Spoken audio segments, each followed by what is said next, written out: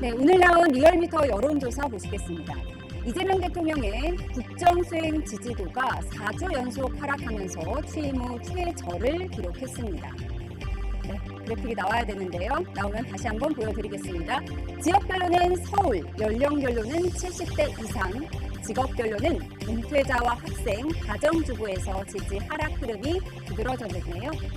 네, 리얼미터 측 설명도 보여드리겠습니다. 부동산 세제 개편과 보안수사권 폐지 논란 등의 경제 불안까지 중첩된 영향으로 분석됐습니다.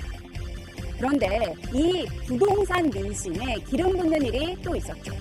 폐버스를 개조해 청년주택을 만들자는 민주당 황희 의원의 황당한 제안 이후에 이렇게 차곡차곡 쌓아올린 폐버스 아파트, 또 고속터미널에 주차된 버스에 주거하면서 반포에 산다고 자랑하는 이미지.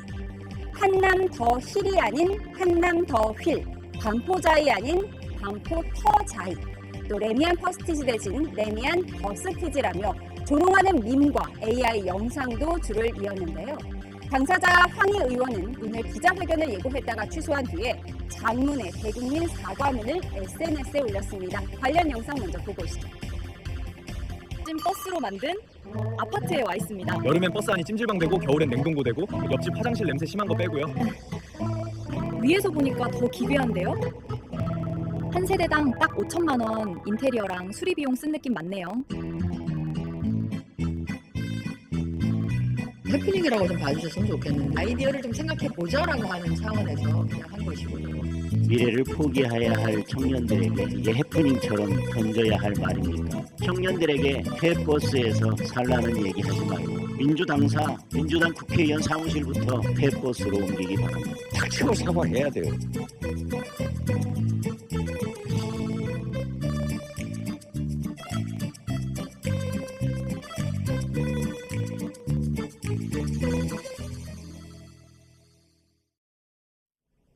네, 오늘의 정치온 전용기 민주당 의원, 김희정 국민의힘 의원 두 분을 모셨습니다. 어서 오십시오.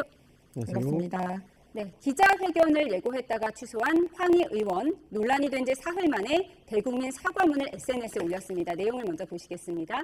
네, 주택 공급의 시차를 보완하고 저소득층 청년들의 극심한 임시 주거비 부담을 단기적으로 덜어보고자 하는 고민에서 출발한 아이디어였지만 결국 청년 세대와 국민 여러분께 심려와 실망을 끼쳐드린 점 깊이 사과드린다 이렇게 밝혔습니다.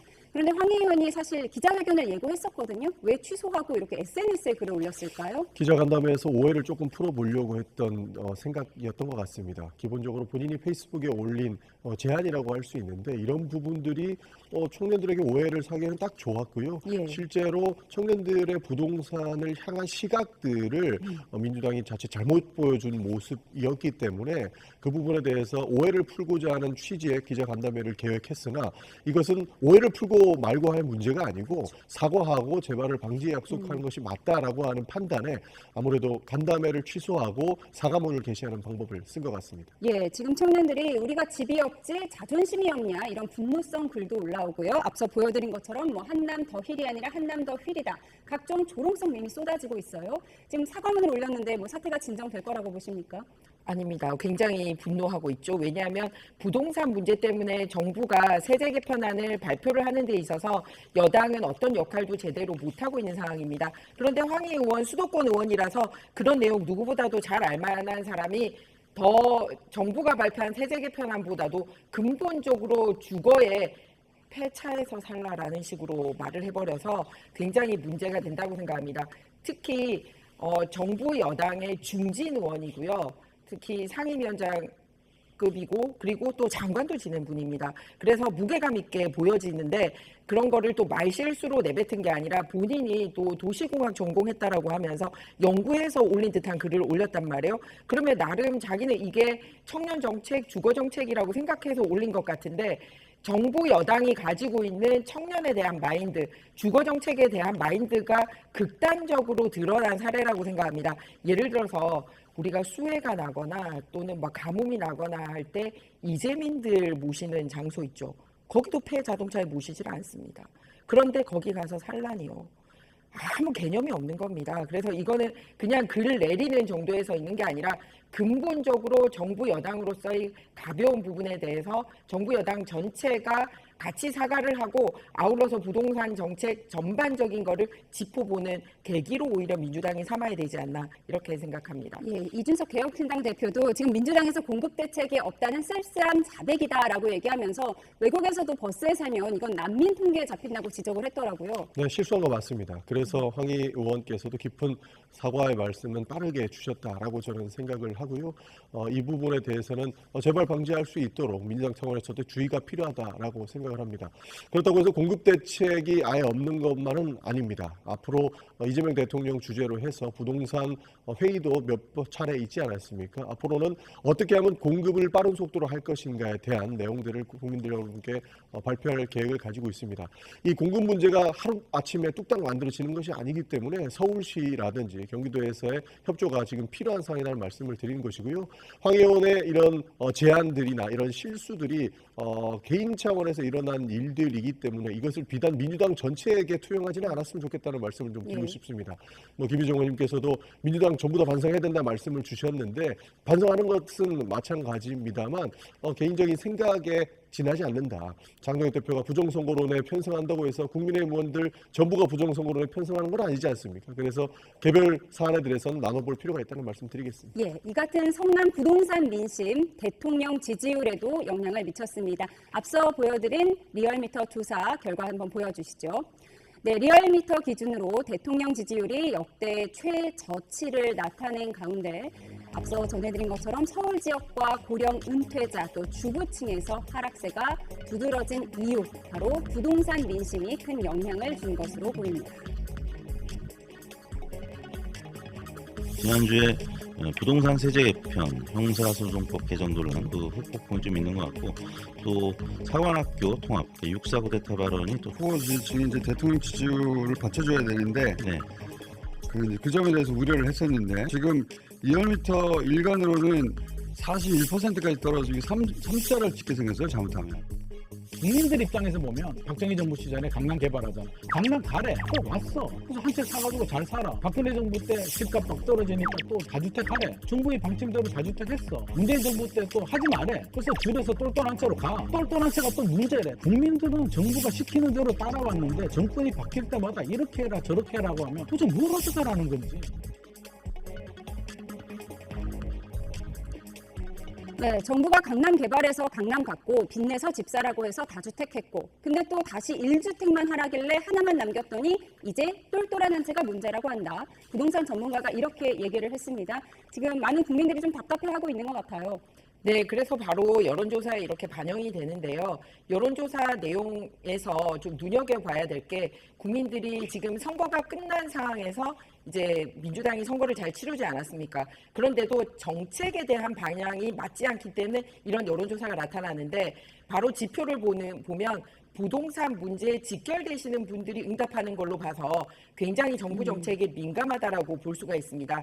예를 들어서 부동산 한 채 가지고 있으면서 당장 팔아서 어떤 이익을 실현하지 않고 그냥 평생 노후를 거기서 편안하게 보내려고 하는 분도 부동산 이제 세제 폭탄을 맞으니까 평생을 살아왔던 집에서 쫓겨나게 생겼지 않습니까? 그리고 학생들을 데리고 또 아이들 때문에 학교 맞춰서 이사를 다니거나 집을 늘려가고 있는 주부층 이런 데서 지지율이 떨어지고 있습니다. 그렇기 때문에 뭐 지지율 반등을 하고자 하신다면 근본적으로 부동산 정책에 대한 개선이 있지 않고는 이 지지율 반등이 힘들지 않을까 이렇게 생각합니다. 특히 부동산이라는 것은 말 그대로 물건하고 달리 움직이지 않는 재산권이기 때문에 정책 또한 움직이지 않게 신중해야지 되는 거고 정책이 바뀐다라고 해서 내가 바로 팔거나 바로 살 수 없는 종류의 것들입니다. 그런데 대통령께서는 굉장히 신박한 방법을 통해 가지고 아무도 생각도 못했던 근저당 활용한 걸로 이렇게 거래를 했지 않습니까? 그런데 그런 거래를 일반인들은 쉽게 할 수 있는 게 아니거든요. 그러면은 적어도 같은 민주당 정부에서 했던 정책만이라도 유지를 해주었으면 좋을 텐데 그래도 부동산 가격이 인상이 되는데 그 정책마저도 뒤집고 있습니다. 그래서 요즘도 국회의원들 지금 문자 굉장히 많이 받고 있거든요. 예. 아마 우리 전영기 의원님도 저랑 똑같은 문자 받고 있을 텐데 임대주택 사업자 등록하라고 해서 이제 등록하시고 은퇴 자금 다 부어서 임대주택 사업하시는 분들도 많이 문자가 오고 있고요. 당장 이제 학령기 두고 있는 주부들한테서도 문자가 오고 있고 역시 고령 은퇴자들에게도 오고 있는데 본인들이 무슨 투기꾼이나 이런 게 아니라 정말 정부 말만 믿고 내 집 한 채 그리고 부동산에 기대서 건전하게 이렇게 생활을 하시는 분들이 폭탄을 맞게 돼서 무슨 버스 하우스 이런 얘기할 게 아니라 전반적으로 세제 개편과 부동산 얘기를 해야지 국정이 안정될 것 같다는 말씀 드립니다. 네, 지금 이제 대통령 지지율 그래픽을 보면 김어준 씨는 뭐 잘못하면 40%대가 아니라 30%대까지 떨어질 수도 있다. 뭐 고령층뿐만 아니라 지금 코어 지지층 이탈을 얘기를 하더라고요. 이런 가운데 지금 의원님들 문자 받고 있다고 하셨는데 돈 세금 더 내지 않도록 이 비거주 1주택의 정당한 사유를 늘려달라. 지금 이런 국민청원이 본물을 이룬다고 하더라고요. 예, 실제 하나의 집을 가지고 있는데 거기에 세금을 과도하게 부과해서 실제 먹고 살기도 힘든데 그 세금까지 어떻게 메꾸느냐에 대한 국민적 목소리는 당연히 반영시켜야 된다고 보고 있습니다. 그래서 정책은 디테일이 있다고 보는데 일률적으로 우리가 계산해서 일률적으로 세금을 부과하는 방식은 조금 제고해야 된다는 얘기도 사실 민주당 내부에서도 많이 나오고 있습니다. 그래서 그러한 부분들을 부동산 정책에서는 좀 살려야 된다고 보는 것이고 추가적으로 공급 대책에 대해서는 아마 이번 주나 다음 주 정도에 발표가 될 것 같아요. 지금 뭐 용산공원에 집을 짓자 말자 지금 민주당에선 지어야 된다. 국민의힘에선 용산공원만큼은 안 된다. 용산공원에 뭐 근조 화환이 늘어서 있다고 하더라고요. 네, 실제 용산공원 안 지으면 어디 지을 건지 대안을 좀 말씀 주셨으면 좋겠어요. 지금 오세훈 시장을 비롯해서 국민의힘의 많은 인사분들께서 재개발 재건축을 말씀하시는데 재개발하려고 한다고만 치더라도 당장에 부셨던 집 앞에는 들어갈 집이 없는 상황 아닙니까? 네. 그래서 재개발 재건축만으로는 공급이 확대되지 않는다라고 하는 측면들이 있습니다. 그래서 용산공원 같이 미군에서 반환된 부지 같은 경우에는 공급도 좀 해서 이 부동산 문제를 바로 잡아야 되는 것 아니냐 하는 대안을 이야기하는 거예요. 그런데 굉장한 비판을 하면서도 대안을 내놓지 않고 전월세 와 관련된 정책들이 일절 서울시에서 나오고 있지 않기 때문에 이 부분을 지적을 하는 겁니다. 당연히 정부 차원에서 부동산 공급이 부족했던 거, 정부의 지금 부동산 정책이 바람직한 방향으로 가지 못하고 있고 국민의 신뢰를 받지 못한 부분에 대해서는 저희가 반성해야 될 부분이 있다고 봅니다. 그러나 추가적으로 서울시도 이와 관련된 부동산 정책을 적극적으로 해주실 것을 저희가 당 차원에서 요청드리고 있는 바입니다. 이 부분은 용산공원 같은 경우도 용산공원 조성법에 따라서 현재 아파트를 지을 수 없게 되어 있습니다. 그런데 이걸 누가 추진했냐 하면 돌아가신 노무현 대통령 시절에 미군 기지들 다 평택으로 옮기고 그리고 이 부지는 상당수를 특히 본부가 있었던 부지는 다 녹지로 사용된다고 법에 박혀 있는 상황입니다. 그런데 법도 개정되지 않은 상황에서 아무리 민주당이 맨날 일방적으로 통과시켰다고 하지만 전임 대통령이 그렇게 내세우면서 미군들을 딴 데로 보내고 녹지 공간으로 사용하겠다고 해놓고서 그거를 빽빽한 아파트를 짓겠다? 법안 논의도 하지 않고 한 번도 합의도 하지 않고 본인들 정권에서 했던 거를 뒤집고 있지 않습니까? 그리고 두 번째, 민간 분양이나 민간 재개발 재건축에 대해서는 박원순 시장 때 그 전임 시장이 했었던 것을 거의 다 많이 뒤집는 바람에 공급이 안 됐다라는 말씀을 드립니다. 그렇기 때문에 지금 공공에서 하는 것과 민간에서 하는 택지 개발이나 이런 공공 주택 개발 부분에 있어서 차등이 있는 부분을 줄여나가고 해야 되는데 그런 거는 하지 않고 오로지 규제로만 잡으려고 하니까 문제가 되고 있다는 말씀을 드립니다. 여기서 저희가 드리는 말씀은 그럼 어디 짓겠다라는 거냐라는 질문을 드리는 겁니다. 용산같이 서울의 아주 금싸르기 땅에는 정원을 놔둬야 된다라고 이야기를 하면서 공급만이 답이다라고 하는 이야기를 서울시에서 하고 있어요. 그럼 그 공급을 어디 하겠느냐?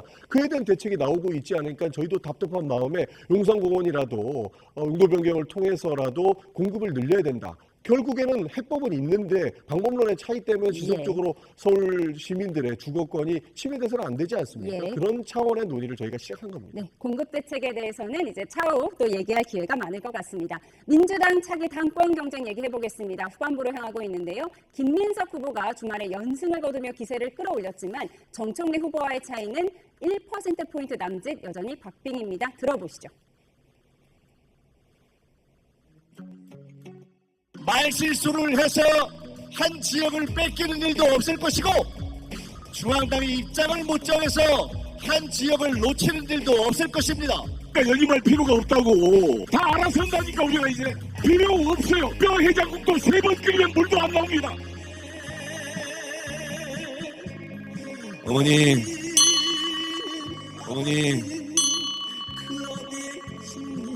꽃이 지고 나서야 봄인 줄 알았습니다. 이 노사모들이 호남에 달려갑니다. 네. 어머니 도와주십시오. 고인이 된 모친에게 호소한 정청래 후보를 향해서 힘을 준 한 사람이 있습니다. 바로 추미애 경기지사입니다. 지금까지 보여준 진심을 믿는다. 어머니들 마음이 다 그럴 것이다. 힘내라고 응원했는데요. 정청래 후보 오늘은 아버지에게도 힘을 달라고 글을 올렸습니다. 광역단체장이 공개 지지를 한다? 잘못됐다고까지는 없지만은 적절치 못하다. 추미애가 보수의 어머니 역할을 할 때마다 잘 보세요. 쓸데없이 뭔가 표정이 엄정합니다. 참 뭐 장엄하다 그래요. 네, 정청래 후보가 부모님 마케팅을 하는지 어머니 도와주십시오 하더니 오늘은 아버지 도와주십시오 이렇게 글을 올렸어요. 그런데 친명계인 김용 최고위원 후보가 잘못을 모르는 자식에게는 내가 약이다 이런 취지의 글을 올렸습니다. 굉장히 좀 감정이 격해진 것 같은데요. 이 감정 마케팅도 적절하게 저는 전당대회에 이용되고 있다고 봅니다. 정청래 대표의 저 어머니 아버지 마케팅도 사실 틀렸다고 할 수 없죠. 왜냐하면 감정적인 부분들을 건드려서 본인에게 지지를 호소하는 부분들이기 때문에 그러한 역할들을 할 수 있다고 보고 김용 최고위원도 충분히 하실 수 있는 말씀을 하셨다고 봅니다. 지금은 명청대전이라고 하는 이야기들이 지속적으로 나오고 있고 실제 그렇게 판단하시는 당원들이 많은 만큼 누군가를 심판해야 된다라고 이야기하는 것들은 늘 우리 정치권에서 나왔던 그런 내용들 아니겠습니까? 그런 차원에서 정청래 대표나 김용 최고위원 후보가 그 감정적인 마케팅을 적절하게 활용하고 있다. 다만 너무 싸우지 않는 모습을 좀 보여줬으면 좋겠습니다. 지금 8월 17일 전당대회가 끝나야 경제도 다시 살아날 수 있는 그러한 상황. 그러니까 혼란을 좀 정리해야 된다라고 하는 국민적 이야기들이 많아요. 그만큼 민주당 전당대회가 너무나도 혼탁하게 흘러가고 있는 부분들이 있기 때문에 하루빨리 마무리됐으면 좋겠다고 하는 생각도 있습니다. 어머니 같은 마음으로 국민들이 도와줄지 사랑의 매가 필요할지 지켜보도록 하겠습니다. 그런데 정청래 후보가 연설회 도중에 이명박 전 대통령과 이재명 대통령의 이름을 바꿔 말하는 실수를 또 했습니다. 들어보시죠. 제가 호남 반도체 클러스터는 제재할 수 있습니다. 이명박 대통령 임기 안에 반도체 제품을 출시할 수 있도록 정청래가 하겠습니다. 국정농단의 죄를 짓고 감옥 갔다 온 박근혜와 부정부패로 감옥 갔다 온 이재명은 이 명박을 우리는 똑똑히 기억하고 있습니다.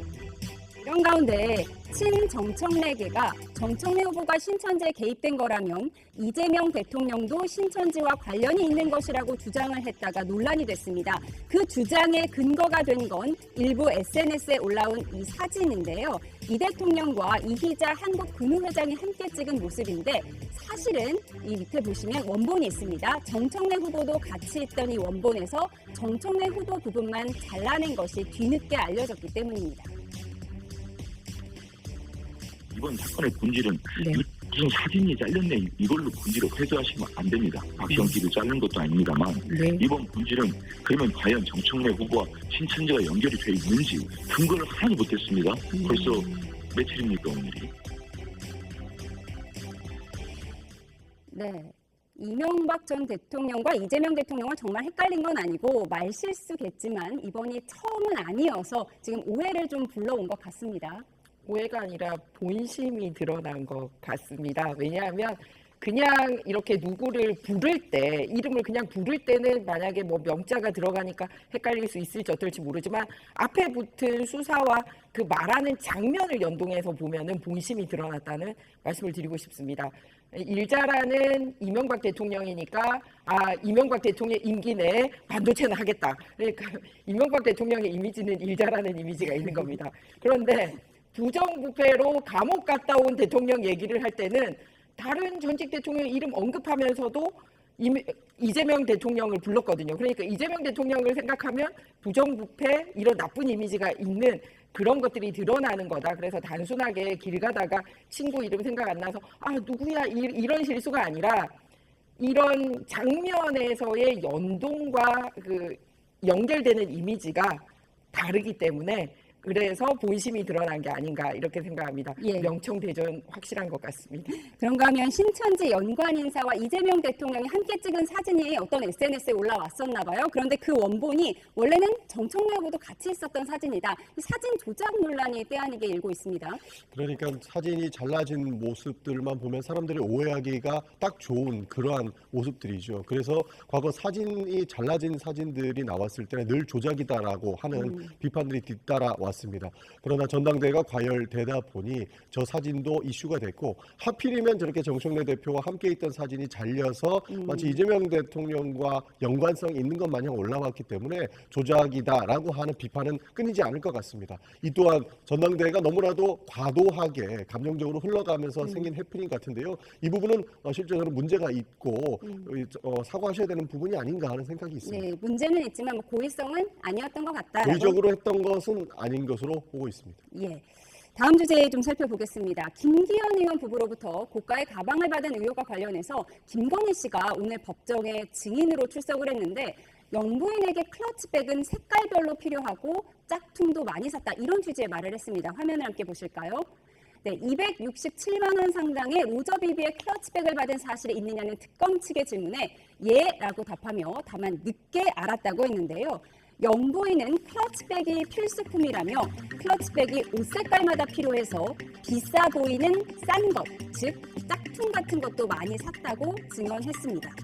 줄리부터 시작해서 악마화가 너무 지겨울 때라서 선물을 받아도 기억이 안 나는 것이라고 했는데요.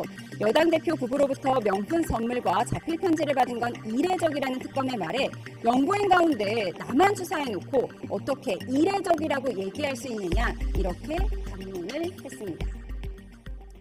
네, 오랜만에 김건희 씨 이야기가 나왔는데요. 오늘 재판에 출석해서 영부인에게 클러치백은 필수고 좀 색깔별로 필요했다. 이런 좀 해명을 내놓은 것 같아요.